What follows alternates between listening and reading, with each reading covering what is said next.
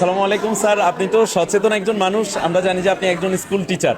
আপনি আপনার বাচ্চাকে মাদ্রাসায় দিয়েছেন, এটা সম্ভবত অবশ্যই আল্লাহ রাজি সন্তুষ্টির জন্য, কি বল? জি, আল্লাহর রাজি সন্তুষ্টির জন্য দিয়েছি। আল্লাহ যদি তৌফিক দান করে তাহলে আপনাদের মাধ্যমে বা আপনাদের আল জাহিদ প্রতিষ্ঠানের মাধ্যমে যেন মানে আল্লাহর কাছে চাইতেছি যাতে আল্লাহ কামিয়াব করে তাকে একজন ভালো হাফেজ, ভালো মানের হাফেজ হিসাবে।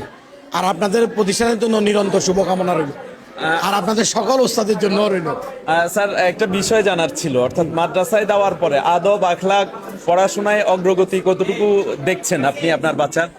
আলহামদুলিল্লাহ, মাদ্রাসা দেওয়ার পর থেকে আমার ছেলে সবসময় পাঞ্জাবি ছাড়া কোথাও যায় না, মাথাতে টুপি রাখে এবং কি নামাজ 5 ওয়াক্ত পড়ে। ফজর নামাজে ও যদিও কোনো কারণে উঠতে দেরি হয়ে যায় তখন সে নিজে বিচলিত হয়ে যায়, আর আমাদেরকে বলে যে আমাকে ডাকো নাই কেন। এই কারণে আমরা ওকে ডাকি, আর প্রায় সময় সে নিজে নিজে উঠে যায়, উঠি ফজর নামাজ পড়ে, বাকি 4 ওয়াক্ত নামাজ আল জাহিদ মাদ্রাসা থেকে পড়ে যায়। এই জন্য আমি খুবই খুশি। অনেক অনেক ধন্যবাদ স্যার আপনাকে। আপনাদের প্রতিষ্ঠানে এবং আপনাদের সকলকে অনেক ধন্যবাদ। আসসালামু আলাইকুম।